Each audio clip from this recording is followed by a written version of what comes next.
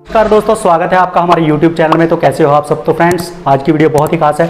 तो जैसा कि लाइव में आपने कमेंट किए थे, तो बहुत ही इंपॉर्टेंट ये कमेंट है, तो इसका रिप्लाई मैं करने वाला हूं। तो मैं साइट पे आया हूं जहां पे काम चल रहा है, क्योंकि लाइव में जब हम लोग लाइव चला रहे होते हैं तो उस वक्त तो हमारा साइट पे आना बहुत ही मुश्किल है। तो अब हम लोग साइट पर खड़े हैं, तो जो मैंने 11 कमेंट चुने हैं जो कि बहुत ही इंपॉर्टेंट है, तो उसका जवाब मैं इस वीडियो में देने वाला हूं। तो इस वीडियो को लाइक जरूर करना फ्रेंड्स, और अगर चैनल पे पहली बार है तो इस चैनल को सब्सक्राइब कर नोटिफिकेशन बेल आइकन ऑल पे क्लिक करना। तो फ्रेंड्स, हमारे पास सबसे पहला कमेंट जो आया है, तो उनका प्रोफाइल नेम था मुस्कान जी। तो उन्होंने लिखा है, बाथरूम का फ्लोर लगाने के बाद साबुत टाइल कहाँ से लें। तो भाई इस कमेंट का मैं जवाब देने वाला हूँ। जैसा कि यहाँ पर हमारा एक बाथरूम लगा हुआ है, तो बाथरूम तो हमने काफ़ी सारे लगाए हुए हैं यहाँ पे, लेकिन इस बाथरूम के बारे में आपको बताने वाला हूँ। बाथरूम की टाइल जो है वो साबुत टाइल हमें कहाँ से शुरू करनी चाहिए। जैसा कि आप फ्लोर आपने पहले लगा दिया है, यहाँ पर तो स्टार्टिंग लगी हुई है, तो इस वजह से क्या है कि हम लोग जो है हमने स्टार्टिंग से ऊपर टाइल उठाई है, और इसकी हाइट आप देख सकते हैं ऊपर तक पूरी जो डाउन सीलिंग की हुई है वहाँ तक इसकी हाइट जो है हमने टाइल्स में लगाई हुई है।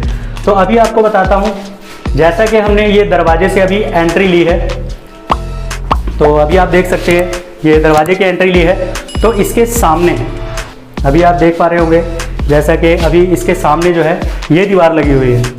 तो साबुत पीस हमें जो है यहीं से शुरू करना है, ताकि सामने की तरफ से कटिंग ना आए।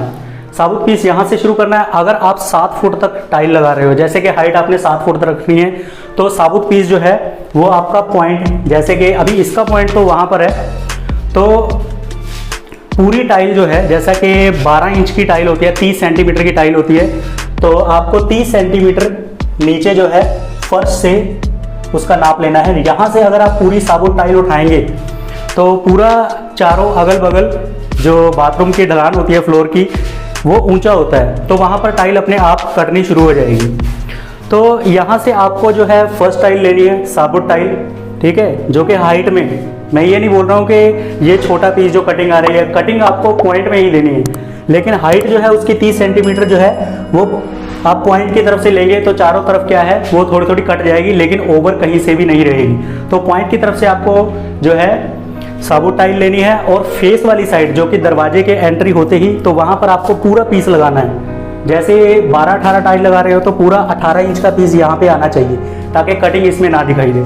और जहाँ पर इसका पॉइंट होता है वहाँ पर अगर कटिंग आती है तो कोई दिक्कत नहीं है, कटिंग आप वहाँ पर डाल सकते हैं। तो ये तो हुई बात दोस्तों, जैसा कि हम लोग 7 फुट तक टाइल लगा रहे हैं, तो 7 फुट के लिए क्या है कि हमें छत तो नापने की कोई ज़रूरत नहीं है। तो अगर आप हाइट तक टाइल लगा रहे हो तो आपको छत का लेवल भी पहले करना पड़ेगा कि डाउन सीलिंग या लेंटर जो है वो कहाँ से डाउन है, कहाँ से अप है, तो उसकी जो है वो पूरी मेजरमेंट आपको निकालनी होगी। तो इसके लिए क्या है कि आपको पूरी टाइल पहले दीवार नीचे फर्श पे बिछा लेनी है, जितनी भी आपकी लगने वाली है, तो उसका इंची टेप से आपको निशान लगा लेना है कि कितने इंच बन रहा है। तो वहाँ से आप जो है टाइल उठा सकते हैं, वहाँ से साबुत टाइल उठा सकते हैं। तो मेजरमेंट पहले आपने टाइल नीचे बिछा के ही देखनी है। जैसे कि ये डाउन पट्टी है, तो क्या है, अगर आप mm के हिसाब से कन्वर्जेशन करेंगे तो थोड़ा बहुत क्या होता है, इसके किनारे जो होते हैं वो रगड़े होते हैं, तो थोड़ा बहुत 1-आधा mm का फ़र्क आ जाता है। तो इससे अच्छा यही है, फर्श पे बिछाओ, वहीं से मेजरमेंट निकालो। अगर आपकी 7 फुट तक आपने हाइट पे टाइल लगानी है, तो आप क्या है पॉइंट की तरफ से साबुत टाइल लेके आप 7 फुट तक लगा सकते हैं, कोई दिक्कत नहीं है। पर कटिंग जो है वो पॉइंट की तरफ ही आनी चाहिए, हाइट जो है वो वहाँ से शुरू होनी चाहिए। तो अगला कमेंट जो है वो हम लोग अभी देखते हैं। तो अगला कमेंट जो है वो साहिल पवार का है। इन्होंने लिखा है 2x4 टाइल क्यों बोलती है। तो भाई 2x4 टाइल्स बोलने का कारण ये होता है कि अगर हम अकेले सीमेंट में लगाएं और केमिकल अगर हमने दीवारों पे पहले नहीं लगाया, जैसा कि आपने हमारी काफ़ी सारी वीडियो में देखा है कि हमने प्लेन गुरमाले से एक कोट जो होता है वो पूरा गुरमाले से हमने केमिकल लगाया हुआ है। तो वो केमिकल अगर आप पूरा दीवार पे पहले लगा देंगे, उसके बाद में जब आप केमिकल से ये टाइल लगाएंगे, अगर थोड़ा सीमेंट भी ऐड करते हैं तो कोई दिक्कत नहीं है। तो उससे क्या होता है, केमिकल जो होता है ज़्यादा देर तक गीला रखता है, तो कोने जो होते हैं अपने आप, जब आप हथौड़े से उसको ठोकेंगे तो कोनों पे अपने आप मसाला पहुंच जाता है। अगर अकेले नीरे सीमेंट से लगाएंगे तो क्या होगा, नीरा सीमेंट जो होता है वो एकदम से जो है वो जाम हो जाता है। तो हथौड़े से जब हम उसको चोट मारते हैं अगर ज़्यादा गीला होगा तो नीचे आ जाएगा और कोने जो हैं वो खाली रह जाते हैं क्योंकि नीरव प्रॉपर तरीके से नहीं पहुंच पाता। तो केमिकल ही सही इलाज है इसका। अगर आप चाहते हैं कि टाइल बजने की कोई समस्या ना हो, आप पहले T02 का या T03 का जो है वो केमिकल आप दीवार पे लगा सकते हैं। जैसा कि आप ऊपर देख रहे हैं अभी 2 पीस बाकी है तो वहाँ पे केमिकल लगा हुआ है। तो केमिकल लगाने के बहुत फ़ायदे हैं, जैसे बिरला पुट्टी वगैरह थोड़ी बहुत अगर लगी हो तो वहाँ पे टक मारने की कोई ज़रूरत नहीं है क्योंकि केमिकल की क्वांटिटी सीमेंट जैसा तो नहीं होता ये। तो ये हम लोग अगर 2x4 की टाइल लगाते हैं तो बहुत ही बढ़िया रहता है केमिकल से। तो आगे हमारे पास कमेंट आया है अजय कुमार विश्वकर्मा जी का। इन्होंने लिखा है लेज़र कटिंग मशीन 4 फीट का क्या प्राइस है। तो भाई जो लेज़र कटिंग मशीन है जैसे कि मैनुअल टाइल कटर, तो वो रूबी कंपनी का आप खरीदिए तो वो बहुत ही बढ़िया है, लेकिन 4 फीट का उसका जो प्राइस है वो 21,000 से लेके 26,000 के बीच में है। तो रूबी कंपनी का ही 4 फीट में सबसे बढ़िया रहेगा। अगर आप कोई और खरीदते हैं तो उसमें प्रॉब्लम्स आ सकती हैं क्योंकि काफ़ी सारी वीडियोस मेरे पास व्हाट्सएप पे भी आती हैं। जैसा कि आपको पता है हमारा व्हाट्सएप ग्रुप भी है, तो उसमें काफ़ी सारे दोस्तों ने वीडियो भेजी है। जैसा कि लोकल कंपनी का अगर कटर होता है तो 4 फीट की टाइल जो है वो इतनी लेंथ में काट पाना बहुत ही असंभव होता है, बीच में से टूट जाती है। तो इसलिए अगर आप 4 फीट का कटर खरीदना चाहते हैं तो रूबी कंपनी का ही खरीदिए। जैसा कि मैंने प्राइस बताया 21,000 से 26,000 के बीच में, 25,000 का भी है, 21,500 का भी है, बस उसके फंक्शंस थोड़े बहुत जो हैं वो कम ज़्यादा हैं। तो आगे हमारे पास जो कमेंट आया है वो आया है सफ़ी खान जी का। इन्होंने लिखा है सर बताइए ग्रेनाइट मोल्डिंग बनाने के लिए कौन सा ब्लेड लगता है। तो आइए मैं अभी आपको बताता हूँ। यहाँ पे हमारे एक सीढ़ी लगी हुई है,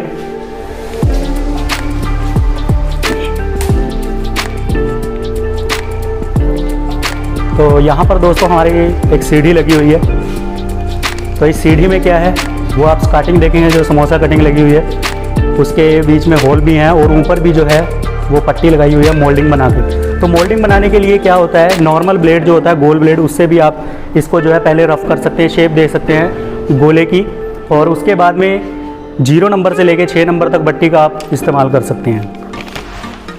तो आगे हमारे पास जो कमेंट आया है वो है अरविंद यादव जी का। तो इन्होंने लिखा है बाथरूम की टाइल प्लस्तर करके बताएं। तो भाई इसका भी रिप्लाई मैं अभी देता हूँ। तो फ्रेंड्स इनका जो कमेंट आया था वो थोड़ा क्लियरली तो मुझे नहीं समझ में आया, लेकिन फिर भी इन्होंने पूछा है कि प्लस्तर करके लगानी चाहिए या कैसे लगानी चाहिए।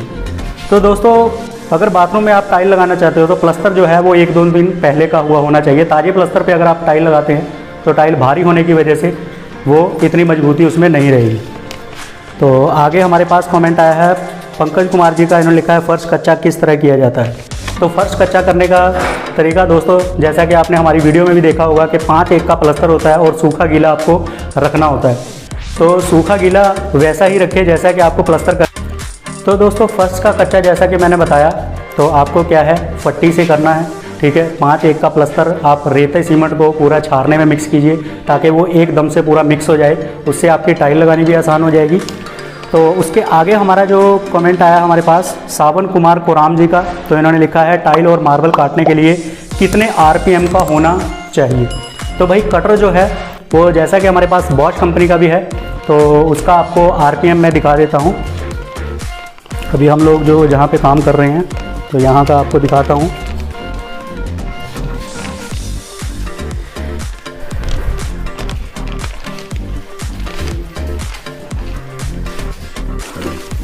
तो दोस्तों यहाँ पे आप देख सकते हैं हमारे पास बॉश कंपनी का कटर है 4 इंच वाला। तो आप इसके RPM देख सकते हैं 12,000 इसके RPM है। तो 12,000 इसके RPM है और इसमें ब्लेड 110 mm का लगता है, ठीक है। और इसकी 1200 वाट का ये कटर है। तो RPM जो है इसके इतने ही होने चाहिए। अगर ज़्यादा RPM होते हैं तो ज़्यादा RPM से क्या होता है ओवर हीट होने से टाइल की जो पॉलिश है वो झड़ने का झंझट रहता है, उसमें मतलब दिक्कत आ सकती है। तो इस बात का ध्यान रखना कि ज़्यादा RPM जो है वो भी सही नहीं रहते टाइल काटने के लिए। तो जैसा कि बॉश कंपनी का मशीन में आपने देखा 12-12,500 तो इतना जो है इतने तक चल जाता है।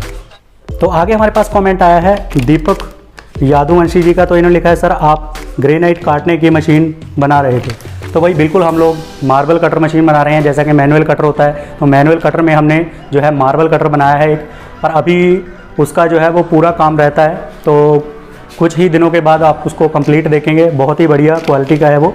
तो आगे हमारे पास कमेंट आया आसिफ शेख जी का, इन्होंने लिखा है 100 फुट में कितना सीमेंट लगता है।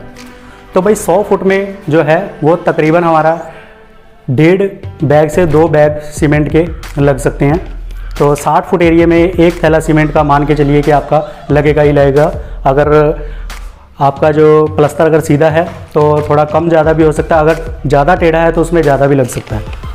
तो उसके बाद में हमारे पास एक और कमेंट आया है सैनी जी टेक प्रोफाइल ने, मैंने लिखा है सर कितना कमाते हैं यूट्यूब से। तो भाई यूट्यूब से जो है यूट्यूब पे डिपेंड करता है, यूट्यूब पे काम करने वाले पे, क्योंकि मैं जो हूँ वो हफ्ते में तकरीबन 1-2 वीडियो या कई बार मैं 2-2 हफ्ते वीडियो नहीं बनाता हूँ, तो इसलिए मेरी इनकम तो ज़्यादा नहीं है। बाकी इसको नेक्स्ट वीडियो में मैं क्लियरली बताऊँगा कि कितना हमारा पैसा जो है वो यूट्यूब पे से बनता है। तो आगे हमारे पास कमेंट आया है अमित बांसल जी का, इन्होंने लिखा है 32-64 टाइल बाथरूम में लगाने का क्या रेट लेना चाहिए। तो भाई 32-64, जैसा कि आपको पता है कि मैंने अभी 24-48 टाइल लगाई है, तो उसका मैंने 35 रुपये फुट बताया। अगर उससे कम आप प्राइस पकड़ दें तो उसमें क्या है, आपको कोई फ़ायदा नहीं होने वाला है। तो अगर 32-64 है वो उससे भी ज़्यादा भारी हो जाती है, अगर वाल में लगा रहे हो तो वो और भी ज़्यादा कठिन काम हो जाता है। तो उसका ये मान के चलिए कि 40 से 45 इसमें ही आपको जो है वो फ़ायदा रहेगा। तो दोस्तों मैंने सभी जो 11 कमेंट लिए थे तो उसका मैंने जवाब दिया है। तो मैंने पूरी कोशिश की है कमेंट का जो है जवाब देने के लिए। तो ये वीडियो आपको कैसी लगी, आशा करता हूँ कि मेरे द्वारा दी गई जानकारी आपके काम आई होगी। तो एक और कमेंट रहता है, अभी मुझे थोड़ा ध्यान में आया है, वो मैंने लिखा नहीं है। तो इस वीडियो को लाइक ज़रूर करना अगर आपको मेरे द्वारा दी गई जानकारी अच्छी लगी है। तो जैसा कि एक कमेंट एक दोस्त ने किया था, तभी उसका मैंने लिखा तो नहीं है, तो उसने पूछा था कि क्या फेविक्विक से टाइल जो है हम लोग सेट कर सकते हैं। तो हम लोग ज़रूर सेट कर सकते हैं। जैसा कि हमने 2x4 टाइल विट्रीफाइड को सेट किया, उसमें तो क्या है विट्रीफाइड टाइल जो है वो सूखी होती है तो उसमें कोई ज़्यादा दिक्कत नहीं आती है, लेकिन ये टाइल जो है वो गीली होती है तो इसको थोड़ा सा सुखाना पड़ता है। जैसे कि कपड़ा आपने मार दिया तो उसके बाद में जैसा कि आप देख रहे हैं ये 50 रुपये की फेविक्विक है, इसके ज्वाइंट में आपको डाल देनी है। जैसे आपने टाइल लगाई उसके 2-3 मिनट के बाद में, अभी जैसे ये ज्वाइंट में चला गया तो अभी कुछ सेकंड के बाद ये पूरा फिक्स हो जाएगा। जितना मर्जी सीमेंट इसको खींचे तो ये ज्वाइंट पूरा बराबर रहेगा। ये 2 ज्वाइंट, ये वाला ज्वाइंट आप देख सकते हैं, ये पूरी मैंने फिनिशिंग इसी से दी है। पहले 2 किनारों पे आप फेविक्विक लगाइए, जैसे ये वाला, और उसके बाद में अगर ये बाहर की तरफ है ये वाला किनारा तो इसको आप दबा के सेंटर में फेविक्विक लगा सकते हैं। और अगर ये अंदर की तरफ है तो आप इसको क्या है सेक्शन कप की मदद से थोड़ा बाहर निकाल के फिर इसमें फेविक्विक लगा के इसको सेट कर सकते हैं। तो सबसे पहले आपको साइड में लगाना होगा। तो दोस्तों कैसी लगी ये वीडियो कमेंट में ज़रूर बताना। मिलते हैं नेक्स्ट ऐसी वीडियो में। और जैसा कि आपको पता है कि लाइव में ये कमेंट किए थे मुझे, तो मैंने लाइव में तो मैंने ये जवाब नहीं दे पाया, पर लेकिन मैंने साइड पे आके इसका जवाब दिया है। तो आप भी मुझे कमेंट कर सकते हैं, अगर आपका कोई यूनिक सा सवाल है तो आप मुझे कमेंट में पूछिए। लाइव में आइए, हर संडे यानी कि एतवार को 9 बजे रात को मैं लाइव पे आता हूँ। तो आशा करता हूँ कि आप सभी दोस्त लाइव पे ज़रूर आएंगे और मिलते हैं नेक्स्ट लाइव में और नेक्स्ट वीडियो में। तब तक के लिए धन्यवाद, बाय बाय।